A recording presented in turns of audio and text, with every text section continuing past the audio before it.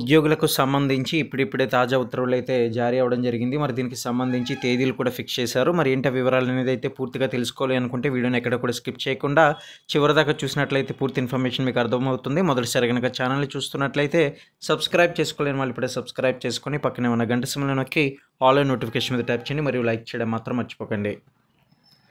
ఉద్యోగులకు ఏపీ ప్రభుత్వం శుభవార్త అయితే వినిపించింది. ఎన్ని రోజులుగానో ఉద్యోగులైతే ఎదురు చూస్తున్న బదిలీలకు ఆమోదం అయితే తెలిపింది.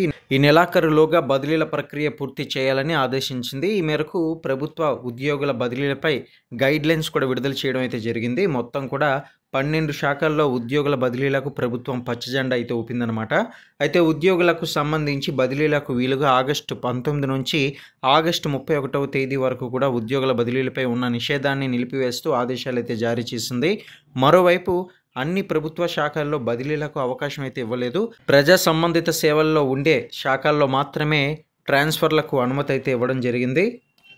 పంచాయతీరాజు, మున్సిపల్, రెవెన్యూ, గ్రామ వార్డు సచివాలయాలు అయితే గనులు, పౌర సరఫరా శాఖ, దానికి సంబంధించి ఏవైతే పౌర సరఫరాల శాఖ, దేవాదాయ, అటవీ, పరిశ్రమలు, మరి అదేవిధంగా విద్యుత్తు, రవాణా, వాణిజ్య పన్నులు, మరిపోతే స్టాంపుల శాఖతో పాటుగా అన్ని శాఖల్లో ఉన్న ఇంజనీరింగ్ ఉద్యోగుల బదిలీలకు ప్రభుత్వం అయితే ఆమోదం తెలిపింది.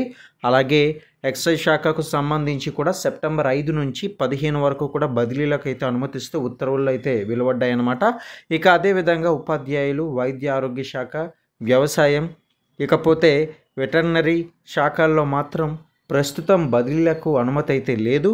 ఇక 5 ఏళ్ల పాటు ఒకే చోట ఉద్యోగం చేస్తున్న వారిని తప్పనిసరిగా ట్రాన్స్ఫర్ చేయాలని ఈ యొక్క సందర్భంగా ప్రభుత్వం అయితే మార్గదర్శకాల్లో స్పష్టం చేసింది.